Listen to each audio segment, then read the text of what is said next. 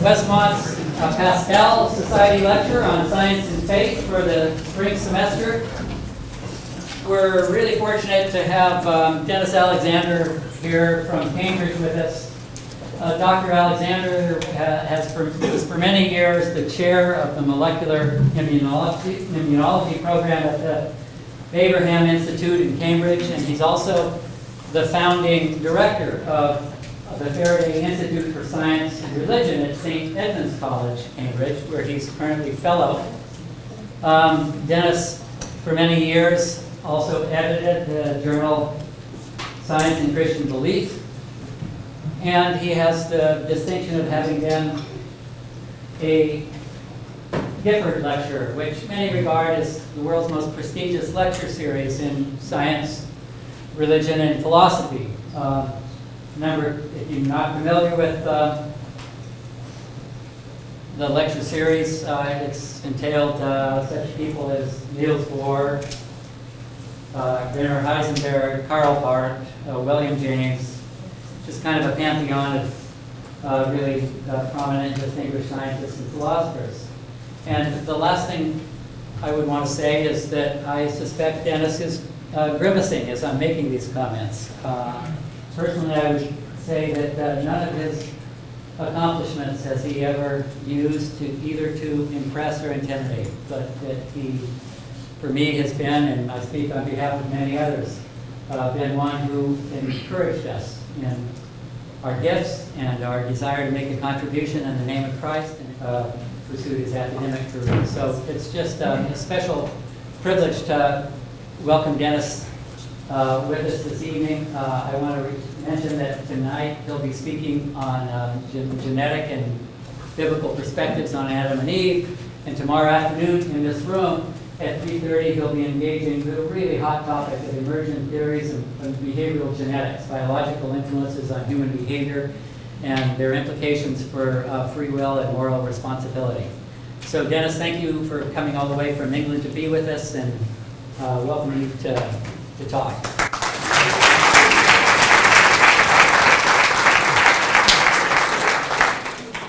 Well, thank you very much indeed for your welcome. It's great to be back here at Westmont College. I love coming here. I love coming to California, not least for the sunshine, obviously, but that's not the only reason. And thank you so much for your welcome, and thanks to Professor Schloss for his kind words. So, whatever happened to Adam and Eve?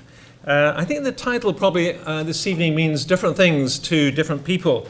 I know that in my part of the world, which is a secular British university, I suspect that Christians there tend to feel a little bit embarrassed by even talking about Adam and Eve, lest people might think they are somehow still living in the 16th century, or there's some sort of anti-science people or something like that. And so, maybe they even feel slightly embarrassed about that.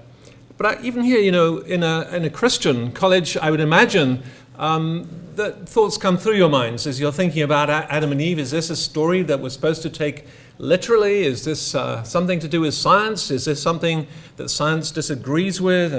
And how do we go about the process of understanding Adam and Eve in the 21st century? So I hope that we can address some of those questions and concerns for you this evening. And I hope also that we can end up by challenging certain stereotypes. And as a matter of fact, as we go through, you'll find that we'll be talking about environmental care, we'll be talking about gender equality, we'll be talking about the foundations for a good marriage, because actually all of that is quite relevant to this very ancient account of Adam and Eve. I want to start by telling you my assumptions about this whole talk. That'll save you having to guess as we go along. So this is where I'm coming from. First of all, I do believe the Bible is authoritative for Christians in all matters of faith and conduct. I've always believed that just about as long as I can remember. Secondly, I believe that the Bible contains reliable scientia, the Latin word for science or academic knowledge, the word that was used still in the Middle Ages and the early modern period. But I don't believe that the Bible contains science in the modern English sense of the natural sciences, for the simple reason that scientific literature didn't really get going until, let's say, the middle part of the 17th century, when the first scientific societies were established, the first scientific journals began to get going, that sort of thing. And it's only at that time that we begin to get an increasing specialization of the language of modern science. And even that process really took a number of centuries before we get to where we are today. Third point. I don't think concordism is very helpful in our discussion this evening. That is the attempt to impose a kind of scientific understanding on biblical texts that were never written with science in mind, especially the kind of science we're talking about here, modern science. Instead, I believe we should treat the biblical texts with their own integrity. We should struggle with them. We should understand them.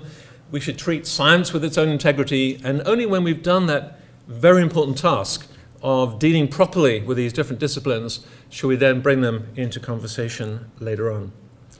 Fourthly, I take the early chapters of Genesis to be a series of very profound theological essays which contain inspired truths, which form the whole basis, actually, of the Christian faith, and they reveal to us the story of creation, fall, and then also the looking forward to redemption and the final eschatology. So it's all there in the early chapters of Genesis, but I take them to be not at all a kind of typical historical literature or typical sort of scientific literature in any kind of way. And fifthly, it goes without saying that for me, certainly as a biologist, evolution is that paradigm within which all biological research is carried out. Personally, I've always held that view, that I've always maintained Darwinian evolution is just the best explanation that we have for the origins of all biological diversity on this planet. And I guess I believed that since high school when I first started doing this kind of stuff. Right, now I'm going to spend about 3 slides in telling you all you need to know about the science of human evolution in about 3 or 4 slides, okay? So here we go. This is all you need to know to track, what we're going to be talking about this evening. So 3 points, really. First of all, anatomically, modern humans first started appearing in Africa around 200,000 years ago. The oldest well-characterized anatomically modern human comes from southern Ethiopia. It's there on the screen in front of you. Estimated date 195,000 years before the present. Now, if you look at the sort of map of the emigration, the classic sort of out of Africa model, if you like, for the diversification into the world of all that early human population, which was most of the time they were living in Africa, you see some early immigration happening around 115,000 BC into what we now call Israel, that part of the world. But it seems like they didn't get much further than that as far as we know. But the main immigration, it's thought, out of Africa started happening around 60,000 years ago. That's the anatomically modern humans. Started going eastwards, and they headed out towards Australia, reaching there by around 50,000 years ago. And then about 18,000 years ago, we find them probably wading across the Bering Straits to get to North America. And then with very great speed, actually, speeding down through North America down into what we now call South America. And only 43,000 years ago do we find them backtracking, as it were, into Europe. When the weather finally got a bit better, it's still not great, but they headed up. As the ice receded, then they headed up our way, and they shared Europe at that time still with Neanderthals. So that's a sort of rough idea of how the world got populated. Now, in science, as you know, it doesn't take many facts and observations to upset a nice theory.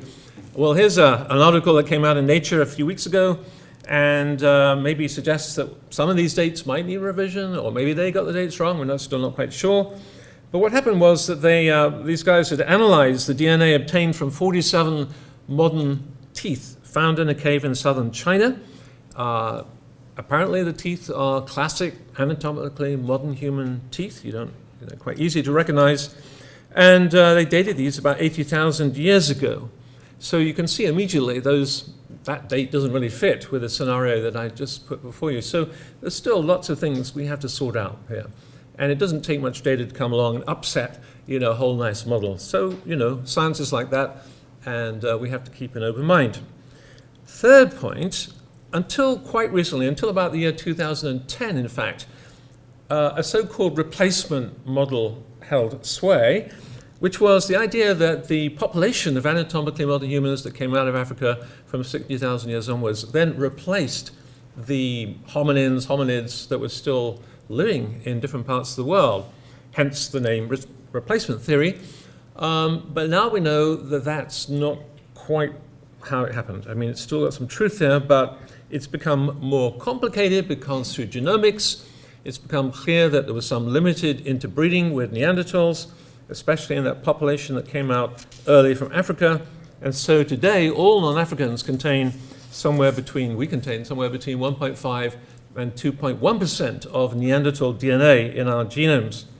There's also another a sort of first cousin of Neanderthals now extinct called the Denisovans, and about 1 to 6% of Denisovan DNA is today found in certain populations in Southeast Asia, like Melanesians, Aboriginal Australians, Polynesians, and so forth, but not found in Africans or Eurasians. So overall, there's a kind of picture emerging in which there were a whole bunch of hominins, including anatomically modern humans, living at the same time in the same area, sometimes competing for the same game that they were hunting between 30 and 80,000 years ago. Because the last Neanderthals didn't finally go extinct till about 35,000 years ago. So their situations become, therefore, just simply more complicated. And that's the way it goes. That's the way the data goes. It can start out looking nice and simple, and it can get more complicated. But what it means is, from a biological perspective, that we anatomically modern humans have only been unambiguously a separate species for the past 35,000 years ago. Because if you define a species in biology as a population that doesn't normally interbreed with another population, well, it seems like that might have still been going on, albeit at a small level, 35,000 years ago. Although the date of the Neanderthal DNA that is in our own genomes, you have to track back probably to that initial immigrant population that came out of Africa around 60,000 years ago.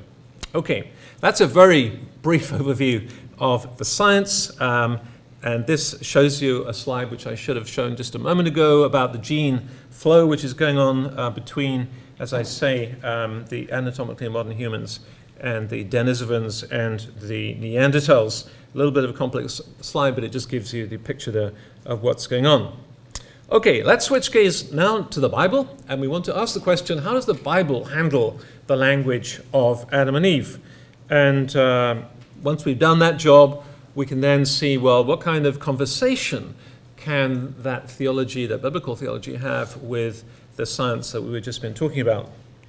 Now, the hermeneutical principles utilized in understanding the early chapters of Genesis are incredibly important. I know there are people here who have written commentaries on Genesis, and I'm sure are much more expert in this field than I am. But you'll know, I'm sure, that Genesis is structured around families. It's characterized by this 11-fold repeated Hebrew phrase, eleh toledoth, which we sort of often abbreviate to Toledoth. And it can be translated as, these are the generations of, this is the family history of, this is the account of, something like that. And the phrase is typically followed by a key representative name from the family or the generations which are about to be described. Now, an exception here is actually Genesis chapter 2 and verse 4, which says, this is the account of the heavens and the earth when they were created. And for some commentators, they've suggested this then, Toledoth is pointing backwards to the preceding creation account. However, the formula, if you like, of Toledoth is clearly used in the whole of the rest of Genesis as an introduction to the families, as we've just been suggesting. So I think that's probably the safest way to take it in Genesis chapter 2, verse 4. It's an introduction to a new family, as it were. And another key interpretive step, of course, is, I'm sorry, this is such a busy slide, but it's just a list of the ways in which Clifford and Collins in their book have helpfully drawn attention to the difference between ancient Near Eastern literature and modern science. So just briefly, let's run through that. So the ancient Near East writers imagine and present divine action in creation on the model of how humans make things, whereas scientists regard creation as the impersonal action of physical forces. Secondly, the focus of these A&E accounts is the emergence of human society. They are primarily concerned about the origins of community, the origins of culture, things like that. Scientists are primarily concerned about the emergence of the physical world. The A&E texts present creation as a drama, as a story. The story is usually selective. It's usually incomplete because it has a limited purpose. Whereas science offers an account of this unfolding of the impersonal process governed by the laws of nature, seeks to be as comprehensive as possible. And then fourthly, they point out that the criterion of truth in the A&E accounts is functional. They want to ask the question, does a story enable me to cope satisfactorily with some aspect of life? How should I live, and so forth? And of course, for scientists, the criterion is very different. It is, does it explain all the scientific data satisfactorily? So I think it's really quite difficult to understand the nuances of Genesis 1 and the following chapters without really taking these sorts of points on board. We note, for example, there is no Toledoth to start Genesis chapter 1. It's more like what some people have called Manifesto Literature. This is the big picture, it says. This is the picture of the one true God who brings all things into existence. In contrast to the surrounding Canaanite and Babylonian creation narratives, where there are rival gods who are bickering and squabbling, and each one for different aspects of the created order, and so forth and so on. Whereas here in Genesis 1, we have one God who creates everything, who's responsible for, on every day for all the stuff, that those squabbling gods are fighting about. Oh, no, I did it. I did the sun, the moon. No, you didn't. And so forth. So a complete contrast, really, to the surrounding competing literature in that respect. And God, of course, declares the whole creation to be good, normally taken to mean in this context fit for purpose. It's what he wants it to be for his purposes for humankind and for the rest of the created order. And then, of course, in Genesis chapter 1, we have the first mention of Adam, clearly meaning here humankind. God said, let us make Adam, let us make humankind in our image, in our likeness, and let them rule over the fish of the sea and the birds of the air, over the livestock, over all the earth, and over all the creatures that move along the ground. And so God created Adam in his own image. In the image of God, he created him, male and female. He created them. So this is the great manifesto. This is the bit we need to take notice of if we want to understand the rest of the Bible. It's only Adam, male and female, he created humankind that are made in the image of God. And so the image of God, as it first appears in Genesis 1, if you like, is a corporate entity. It applies to the whole of humankind. Now, there are many revolutionary ideas, revolutionary in their context, revolutionary today actually, which are packed into these few verses. So what exactly in that historical context does it mean to be made in the image of God? And of course, there's been a huge amount of ink spilt, if you like, many theses written on that particular question. But I think there are a couple of important clues which guide us in the right direction. First of all, it's clear that the terms image and likeness can be used of statues at the time. In Near Eastern culture, it was common for kings to place their image at the boundary or territory as a representation of their power and authority. And in 1979, this statue of a king dating from the 9th century BC was dug up in northern Syria. Actually, it was when a farmer was farming his field with a tractor. What a wonderful discovery that was. And there's even better, it's actually got the writing in both Assyrian and Aramaic equivalents, which is referring to the statue as being made in the image and likeness of the king, using similar words as the Hebrew words in Genesis chapter 1. So this understanding of verse 26a of Genesis 1 is strengthened then if the verse is actually translated, let us make humankind as our image, according to our likeness. And the Hebrew, apparently, text does allow that kind of translation. So being God's representative implies that the human personality can express, albeit in a very finite way, something of the nature of God. And then secondly, it's also intriguing to see how image of God language was used in the cultural context in which Genesis was written. Of course, Israel was living in the shadow of Mesopotamian civilizations that stretched all the way from the Sumerians of the 3rd millennium BC all the way through the Babylonian and Assyrian empires of the second and first millennia. And so what you get is these great ancient cities like Babylon with a very hierarchical structure. The cultural life, the religious life of these great cities was centered around the temple, where there would be a god, a statue of a god, or maybe a household of gods. And it was the responsibility of most of the people to serve the gods and to look after them. And the reason they were plowing, the reason they were doing all the agriculture was to bring agricultural gifts and votive offerings into the temple for these statues and so forth. So what you have is a highly stratified society. The power is in the hands of the kings and the ruling kind of overrulers, and also the mass of people were serfs who served the rest of this oligarchy, if you like. And social control was further extended by the sayings of the astrologers who would keep people under control and so forth. And the stratified nature of Mesopotamian society was underpinned by a series of powerful creation myths. And so in Sumerian texts, as well as widely distributed Akkadian texts, such as the Atrahasis epic and the Enuma Elish, there you find humans are created to serve these squabbling gods in order to relieve them of their burdens. And this is asserted as providing the sort of very meaning of human existence. So in tablet 1 of the Atrahasis epic, we find this declaration: let man assume the drudgery of God, referring in this case to the god Enlil. And so in contrast, in stark contrast to that drudgery envisaged for the mass of humankind, kings are then perceived as being made in the image of a god in much Near Eastern literature. That's particularly the case in Egyptian literature, ranging over a very long period of many centuries. But maybe more immediate relevance to the text in Genesis 1 are the 6 known Mesopotamian texts which explicitly refer to a king as being made in the image or likeness of a god. 3 of these mentions come from this court astrologer, cultic official known as Adad Shum Osur. This is in the 7th century BC, court of Nineveh, and these texts assume that the Assyrian king Esarhaddon is made in the very image of Bel, otherwise known as Marduk, who is the sort of top king of the day, or rather, the top god, I should say, of the day. And this is what this astrologer writes.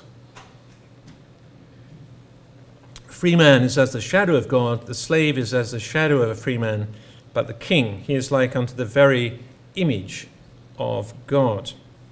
And you've got other Mesopotamian texts there which also give similar kinds of ideas, and occasionally also refer to the priest actually as being made in the image of God. So the idea therefore is that the king, and in some cases the priest, are sort of acting as the deputy of the gods in ancient Near Eastern literature, and this is very central, goes way back to early Sumerian times. It's central to the royal ideology of Babylonian and Assyria, and there are plenty of texts supporting that. Now, would the Hebrews have been familiar with that literature? Almost certainly yes, because Israel, of course, had very significant cultural and economic contact with both Egypt and Mesopotamia over very prolonged periods of time.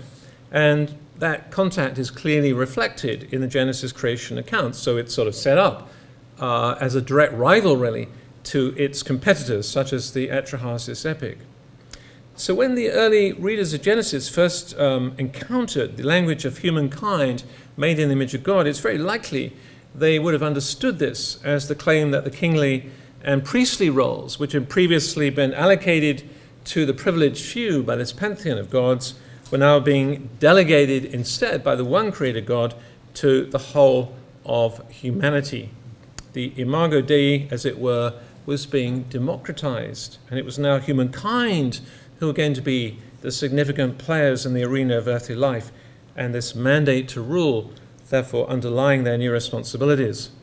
And so the created order that Genesis 1 describes is that of, if you like, of the cosmic temple. This is language that comes from John Walton, who has a very fine book, by the way, called On Adam and Eve, which is certainly worth reading if you're interested in this topic.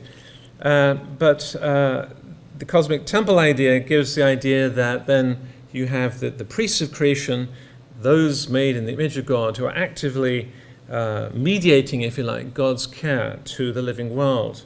And so the Adam was made out of the Adama, the dust. So earthy Adam was then made to be the earth keeper in the vision that we have here of the image of God. And so this is a very revolutionary idea in the context. This is stuff that would get you into jail. I mean, this is stuff where everybody can share in being in the image of God. The whole of society, every human being are made in the image of God. That's revolutionary kind of stuff. And it's male and female in partnership who are made in the image of God and delegated to take responsibility for God's earth. And so that's another reason why Genesis 1 is so radical, it's so subversive, because it's saying no to this misogynist, male-ridden, sort of male-ruled, class-ridden world. No, it's saying all humans, male and female, equally are made in the image of God. And because there's only one true God who creates everything, there's no need for all these polytheistic gods with their cultic temple practices built on serfdom. Okay, so that's the revolution of Genesis 1. Now what about Genesis 2 and 3? And here we find a very different usage, actually, of the word Adam. Here we find that the word Adam is used with a definite article in front. That's one of the particularities of Genesis 2 and 3. And so it's worth noting then that names in Hebrew don't have the definite article in front. So it's not a personal name here. It's the man, the man. And if you get the old King James Version, then you'll read the man, it appears all the way through here. In actual fact, the man, the definite article, appears all the way through to Genesis chapter 4 and verse 25, when Adam, without a definite article, appears and lay with his wife again. So here is the man. It's a very particular man, maybe an archetypal man, the representative man, perhaps, of all other men. And so, however we're going to understand the use of the word man, it's clear that it's used there with a very particular purpose in mind. And also the word Adam is used clearly in contrast to the normal word for man, which is the word ish, used 1,670 times in the rest of the Old Testament.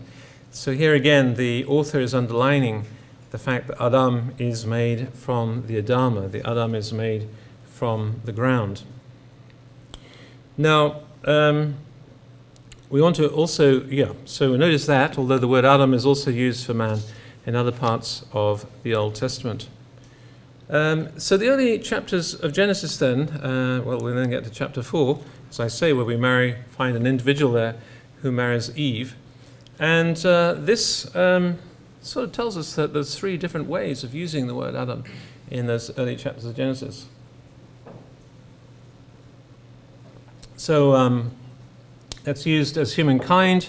The word is used as the man, perhaps referring to a representative man, and then referring to an individual who marries Eve.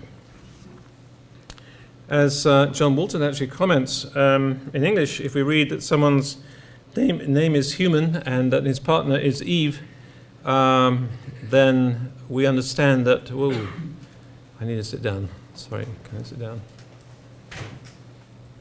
Sorry, I'm feeling a little bit ill, actually. So, yeah. Okay. I'll pull this down so we can do it that way. And I shall carry on. Do you want to continue? Or? Yeah, I'll carry on, but I just need to sit down. Okay. Sorry about that. I saw let down a little bit.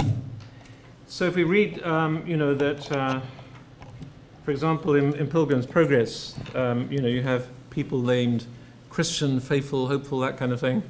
And we understand that these are representative names. They're representing the character of those people, their individuality and so forth. And so John Walton makes the point that actually, Hebrew didn't appear until the middle part of the second millennium. And so Adam and Eve cannot be the personal names that people called each other, but rather they're representative names, they're teaching names, they're teaching tools to tell us something important. Now, what about the creation of Eve in Genesis chapter 2? Well, that's a really interesting passage, I think, and we should spend a little bit of time on it.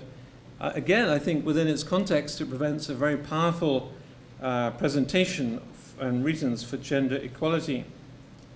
We note, first of all, in this wonderful language we find in Genesis 2, that it is God who states, "It is not good for the man to be alone. I will make a helper suitable for him." So marriage then is God's idea in this text. And we need to pause a little bit on that little word helper, or ezer in Hebrew, which literally means helper matching him. So, in fact, some people when they read that think, hey, here's the man all lonely, he needs somebody to help with washing the dishes or something, and, interprets it in that way. But that, we cannot go with that interpretation. The simple reason that this little word ezer, or helper, is generally used in the Old Testament as describing God himself. In fact, in 15 out of 21 times the word is used in the Old Testament is actually God, who is the ezer of humankind. So Moses tells the people of Israel in Deuteronomy 33 that they are blessed by God because, and I quote, "Who is like you, a people saved by the Lord? He is your shield and your helper," your ezer. The psalmist prays, "We wait in hope for the Lord. He is our ezer, he's our helper and our shield." And so, taking that and going back then to Genesis 2, the woman here is being called to work alongside the man as his ezer, imaging the kind of way in which God helps us in order to fulfill together this incredible responsibility of caring for the earth. And then as the narrative continues, we have this picture of Adam assessing and naming the animals. There's another aspect, if you like, of creation care. He doesn't find anyone to be his own ezer, his own helper. And so I think the problem here is we lose a lot of the nuances if we're just reading the English text. But when you look in the Hebrew text, all kinds of plays on words come out here. So we read that the beasts that are paraded before the man are the hayah in Hebrew, but none of them are suitable to be the hava, Eve, as the man's new wife is then eventually called in Genesis chapter 3, verse 20. And once again, it's God in the narrative who takes initiative and forms the women, not for the rib of the man, that's not really a good translation, but rather from his tsela, so from his side. The whole man, if you like, is split in two, and one half is to form the women. And so this is a narrative about equality, about complementarity between male and female. And I'm sure you've heard before that old saying which is up there on the screen, someone commenting on this passage, the woman was formed not from his head to rule over him or from his feet to be trodden by him, but from his side to be his equal. And so God then brings the woman to the man, for marriage is ordained by God. And it's the man explains, again, using a play on words in the Hebrew, quite lost in English, where he says, "This is now bone of my bones and flesh of my flesh. She shall be called Issa." She shall be called woman, for she was taken out of Ish. She was taken out of man. For this reason, an Ish, a man will leave his father and mother and be united to his wife or woman, his Issa, and they will become one flesh. I find it quite interesting, actually, to read in Matthew chapter 19 how Jesus interprets this passage when he was asked about divorce, and highlighting in his response not the man and the woman as individuals with names, but as representing male and female. "Haven't you read," Jesus replied, "that at the beginning the Creator made them male and female, and said, for this reason, a man will leave his father and mother and be united to his wife, and the two will become one flesh. So they are no longer two but one. Therefore, what God has joined together, let man not separate." So we note the punchline here. So again, marriage is something ordained by God. It's very much his idea. And I think we also see an interesting kind of development of thought in these early chapters of Genesis. First we have the big picture Adam in Genesis 1, referring to the whole of humankind. Then we have this representative man, the man, in Genesis 2 and 3, as we were thinking. And then finally we have the man, the individual, who gets has sexual reproduction and has a large family. And so there's a kind of starting with the big picture, moving on to the representative man, and then embedding the whole story, the whole account, in the very early roots, if you like, of the Jewish faith and those early proto-Jews. Now, it's very striking that actually after Genesis 5, there's only one more clear mention of Adam in the whole of the Old Testament, and then there's just 9 mentions in the New Testament. And it does seem, I think, that these citations view Adam as likewise Eve as referring to real persons. And there are 2 observations in particular, I think, which point in that direction. First of all, Adam is included in the genealogies, which we find in 1 Chronicles chapter 1, also in Luke chapter 3, although I think it's important to remember that these genealogies have a very different kind of function than, let's say, a modern genealogy, like you would look up your family tree or something like that. So they have some deep kind of theological functionalities there, which are important. But then we go to passages like 1 Corinthians 15:45. Here a direct comparison is made by Paul between the first Adam and the last Adam, Christ. And I think it does seem to be, not everyone agrees with that, it seems to me the most natural reading of this passage is to accept that for Paul, just as for Adam, the real, just as the second Adam is a real historical figure, and so by inference would be the first Adam as well. Now, that's a little bit of a very rapid overview then of the use of Adam and Eve in the Bible. And I think it's then now high time, we have a conversation between the biblical study, if you like, and between the anthropology, and just to see what kind of bridges can we build between these 2 kind of sets of data, if you like. And I like to talk about building models as a way of doing this. Maybe that's too grand a name. Of course, in science, we use models all the time to bring together bits of data, try and make sense of them. And so in a way, we're trying to do the same job here in an analogous way, but not scientific theories. If you want to refer to what follows as theological speculations, that's fine also. I'm happy with that. But, let's have a bit of speculation here about how we can sort of bring these 2 accounts together in some way. How do we make sense of them, and so forth? Or do we just keep them in nice watertight compartments so never the twain shall meet? What are the options there on the table? I'm going to lay out 3 models, each of which has various variants and submodels and so on.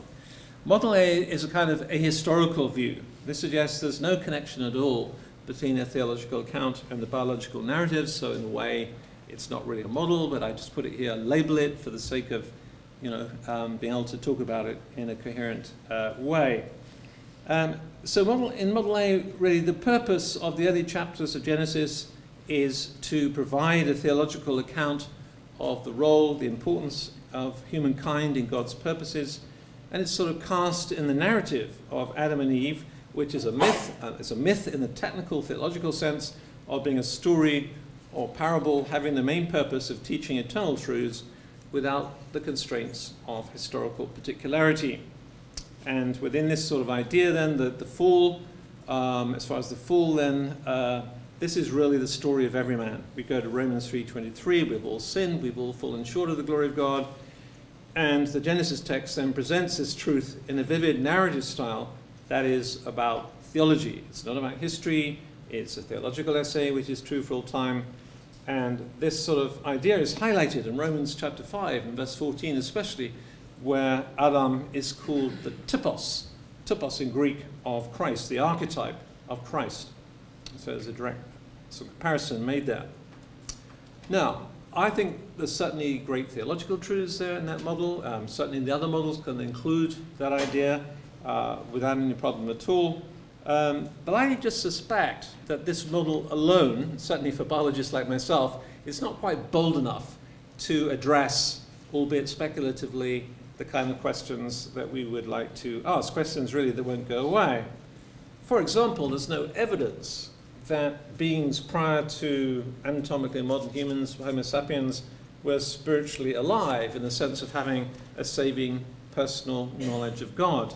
So at some point in history, it must be the case that humans began to experience such knowledge of God that they had not had before. So we can't really escape this sort of proto-historical question, if you like, as to when that might have happened. I mean, at what point did people begin to become responsible to God in such a way that they could be judged by God for their actions? At what point did a community of faith become established in which people worship the one true God? Now, these are typically modern questions. I mean, the Bible really shows no interest in answering those questions for us. So there's models now. I'm going to give you model B and then model C. These models then start speculating about the answers to those kind of questions. Okay, so here's model B. I call this a sort of gradualist proto-historical view, meaning it's not historical in the normal sense of that word, but it does refer to a process in this model that is claimed to have gone on for a long period of time, suggesting that as those anatomically modern humans were evolving in Africa 200,000 years ago, maybe during some period of linguistic and cultural evolution since that time, there was a gradual growing awareness of God's presence and calling upon their lives, to which they responded in obedience and worship. So in this model, the earliest spiritual stirrings of the spirit, if you like, of early humankind were in the context of monotheism. And it was natural at the beginning for humans to turn to their Creator very much in the same way that small children today, naturally turn to God. They naturally believe in God as Creator. That's a very natural thing for young children to do. Lots of data supporting that point. So then, in this model, the early chapters of Genesis provide a kind of theological representation of this early spiritual development, if you like, in a form that could be understood by the Near Eastern culture of the earlier readers. And so, if you like, it sort of extracts the early chapters of Genesis out of its Jewish context, but it uses that context as a way of referring to what's actually going on many tens of thousands of years before. So again, this model then presents the Genesis account of Adam and Eve as a myth, and I emphasize this point in the technical sense of the word. Okay, myth is used in daily language to mean something that people don't really believe. I'm not using the word myth in that sense, using this technical sense of the word. That is to say it's an account that refers to a real process that's taking place then over a prolonged period of time during the early history of humanity in Africa. So within this sort of model then, the fall would refer to, or be interpreted as the conscious rejection by humankind of the awareness of God's presence and calling upon their lives in favor of choosing their own way rather than God's way. And so the fall then, in this account, becomes like a sort of long historical process happening over a prolonged period of time, leading to spiritual death. Now, in one version of Model B, as I said, there are various versions of all these models actually, but in this version, the very idea of sin could really be translated, in some people's view, this is not my view by the way, but could be translated into the consequences of the evolutionary process. And so in this view, it's the struggle for survival during the evolutionary process that results in that horrible, bad, selfish nature that then separates humankind from fellowship with God. And so this model then, this idea sort of draws heavily upon the early church father Irenaeus, with his idea that humankind was born like children who then need to grow up and out of their immaturity to know God. But where this model goes then, if you follow it through logically, where it goes is then a tendency to think of sin more as kind of, if you like, unfortunate sociobiology. Poor humans, controlled by the dictates of their genes, but then fortunately kind of saved by evolutionary theories of altruism and the other good stuff that comes out of the evolutionary process. Personally, I have to say, I think that my own view would be this view is sort of too concordist. It's trying to sort of impose our current understanding of human sociobiology onto this very meaning of sin. Whereas I would want to say, well, no, sin has a theological content, much more theological content than that. It's not a scientific concept. It makes no sense at all to speak of sin outside of a broken relationship with God, or at least a broken disobedience, if you like, the disobedience of God's will. And I think also counting against, anyway, not just this, but the various versions of Model B, is the way in which they kind of evacuate the accounts, their accounts of any kind of Near Eastern context. They sort of detach the whole thing from the Jewish roots. And if the early chapters of Genesis are about God's dealings with the very early people of God who later came to be called Jews, then, Africa is not the direction in which we should be looking according to this critique. And I think furthermore, many Christians, and I would be one of these, by the way, would see sin as having a much clearer starting point. And so perhaps it's not so much original sin, which is an issue, more a question of the origin of sin. And so Model C, we'll now come to, begins to address some of those kinds of concerns. So Model C then takes us right away from any questions about genetics or evolution.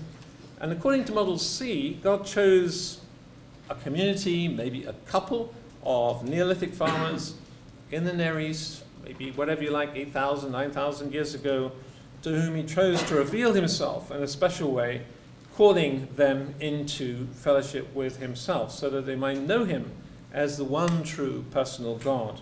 From now on, there would be a community who would know that they were called to a holy enterprise, called to be carers of God's created order, called to know God personally. And so being an anatomically modern human was necessary, but not sufficient for being spiritually alive, as remains the case today. I was having my breakfast in Hollywood in a hotel, and the breakfast room looked out over Sunset Boulevard and watching the people going up and down, and thought to myself, there's no way I can tell which of these anatomically modern humans are spiritually alive to God and which are not. You just cannot do that. And the suggestion then in Model C is, well, that was the same. Back there, you know, whenever it was, that was the same. There was people around, plenty of people around, and there were some who were spiritually alive to God and some who were spiritually dead. And it was actually John Stott, the previous rector of All Souls Langham Place Church in London, who dubbed these putative individuals with this name Homo Divinus, which is an idea, not the name actually, the idea is found in the writings of C.S. Lewis. It's Homo Divinus terminology, I think, comes from John Stott. And so the suggestion then is the Homo Divinus are these first humans who were truly spiritually alive in fellowship with God, and then they provided the earliest spiritual roots of what later became the Jewish faith. And so the fall then in Model C is seen as the direct obedience to God's commands of these Homo Divinus. And then Genesis 3 provides us with this dramatic, figurative description of alienation from the tree of life, separation from the tree of life, the spiritual death that comes in when that relationship with God is broken. And so the Homo Divinus model points in particular to the understanding of sin as a broken relationship with God, because you cannot break a relationship unless you have one to start with.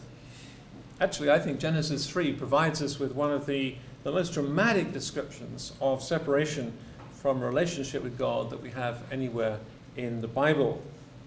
And the Homo Divinus model also draws attention to this representative nature of the Adam, the archetypal man, as portrayed in the Genesis text. And it's been suggested that the man, in a sense, could refer to a kind of federal representative, as it were, of the whole of humanity who were around at that time.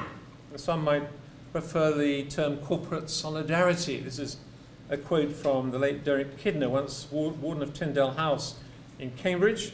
This Tyndale commentary on Genesis, and I quote here, it's in front of you, with one possible exception, the unity of mankind in Adam and our common status as sinners through his offense are expressed in Scripture not in terms of heredity, but simply in terms of solidarity. Adam's sin is shown to have implicated all men because he was the federal head of humanity, somewhat as in Christ's death, one died for all, therefore all died. That's 2 Corinthians 5:14. So Adam's federal headship of humanity extended, if that was the case, outwards to his contemporaries, as well as onwards to his offspring, and his disobedience disinherited both alike, close quote. Now, just to give a sort of modern analogy of headship, we might think about this gentleman, Kemal Ataturk, who was the great political leader who founded the modern Republic of Turkey back in the early 1920s. He's designated Ataturk, means the father of the Turks. It's not his real name, it was given to him later on. And of course, that name does not mean that literally all the Turks today are descended physically from Ataturk. It means that Ataturk is viewed as the federal head of all Turks, the one in whom all the generations of Turks after him find their present kind of political and cultural state of being, if you like. So that's one analogy we can use there. Another analogy might make a rather different point, in this case the idea of how Model C handles, if you like, the origins of sin. In the fall, let's imagine, for example, that the president of a country makes some grievous error of judgment that drags his country into an unwanted international conflict. I mean, can you imagine ever such a thing happening? There we go. Well, this is just, by the way, a story, okay? So bear that in mind. But suddenly, think about it, suddenly at a stroke, that whole population find themselves in a state that they had not been the day before. They find themselves in a state of war. Whether they know it or not, whether they like it or not, people had entered a new state of being due to the wrong actions of their representative. And so, transferring the analogy then to Model C, the very idea of alienation from God had now come into the world. I don't think any of those, analogies are perfect. No analogy is perfect, but maybe they help a little bit, at least getting across that kind of idea. So if you think now about a kind of Augustinian model, the Augustinian model's on your left, with this idea of an original couple. Of course, Augustine thought there was just one physical couple with nobody else in the world. I think we know that can't be the case. One thing I didn't mention, I think before, I should have mentioned, is that from a genetic perspective, the minimal kind of size of the population in a bottleneck, which could have been around 200,000 years ago, was something like 9,000 to 12,000 reproductively active individuals. And there's no evidence from the genetics that there's ever been a kind of passage of humanity through a single couple. Okay, so that would not fit at all with Augustine's idea up here on the left-hand side. The view that we've been sort of looking at more, the federal headship view, is over here on the right-hand side, where we kind of see the federal head, the representative human, sinning, and therefore the status, if you like, the state of sinfulness coming into the world. So we can now ask the question, well, what relevance does evolution have to Model C? And the answer is pretty much none, really. So in the sense that, it's saying, well, obviously evolution is necessary but not sufficient. So you need that evolutionary process to get your big frontal lobes here and your big cognitive process, you get your language, to get the kit that you need for human relationships and for relationship with God. So you need all of that to be in place. But you can have all of that in place and still not be spiritually alive to God. Okay, so that's the difference that Model C wants to really point out.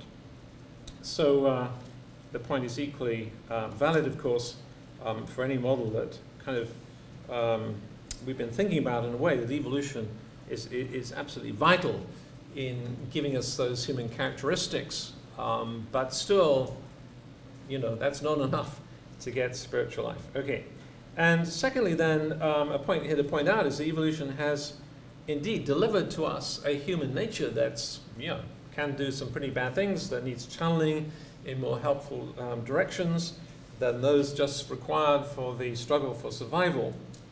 But at the same time, of course, evolution has delivered lots of good stuff. Altruism, care for our children and so on, cooperativity. We're definitely most cooperative species, out there on the planet and so forth. And so all of those can clearly be happily practiced within the paradigm of fellowship with God as part of the Christian's worship. And so neither of those reflections, I think, necessarily need to be in any kind of contradiction with Model C. It's also worth reflecting that if sin was sort of redefined as the rather, unfortunate results of our evolutionary history, then clearly what humanity needs is not the atoning work of Christ, but genetic engineering. Okay, so that's where that goes. You have to be always trying to think, where certain theological views will take you and so forth. What we really need is forgiveness by God. We don't need genetic engineering, at least not to have fellowship with God, that's for sure. A couple of final points and then I'll wrap up. So I do want to make just one more point. It's a point which I think has both theological and aesthetic aspects to it, if you like. So if you look at the Old Testament as a whole, and its covenant theology and its salvation history, it's always about God taking the initiative in calling individuals to do a job, whatever that might be. God calls Abraham to leave Haran and move his family to Canaan. God speaks to Abraham saying, yes, but your wife Sarah will bear your son, and you will call him Isaac. I will establish a covenant with him, and so on. God calls Isaiah. You get this all the way through the Old Testament. So God is always revealing himself to us as a personal God, a God who speaks, a God who calls, a God who wants relationship, a God who gives people stuff to do, who gives leaders especially things to do, and so on. A God who keeps his promises and who keeps his covenant. And it is those individuals and the communities they lead who then sin and disobey God. So I think it's perfectly consistent with the overall manner of God's working if we find God likewise right at the roots of the great salvation history, calling that original family of what we might call proto-Jews, if you like, to himself. And so the roots of sin, then, is not at all a story about evolution, but it's a story about a family who disobey and rupture their fellowship with God. Remember what we said at the beginning? Genesis is a book about families. And I think aesthetically for me, if I can say aesthetically, I think there's a coherence, there's a cohesion in the manner of God's revelation in Scripture. It's a theological grand narrative about creation, fall, redemption, eschatology, Christ coming again, which obviously finds its ultimate meaning in the death and resurrection of Christ. And that's part of the reason, actually, why I myself, as you probably picked up, tend more on the kind of Model C. Looks to me like it does better justice to what the Bible is telling us, as well, of course, as the science. But if you want more of that aesthetic insight, if you haven't read those wonderful sci-fi novels, they're a bit old-fashioned now by C.S. Lewis, but they really bring, I think, some of those aspects out in a rather wonderful way. And if thinking about C.S. Lewis, well, let's never forget that whatever models we hold, or maybe you don't believe any of those, that's fine, but let's not forget that our true humanity is rooted in being made in the image of God. Remember, those of you who read your C.S. Lewis in his book, Prince Caspian, you come from the Lord Adam and the Lady Eve, said Aslan, and that is both honor enough to erect the head of the poorest beggar. So with those words, thank you for your attention.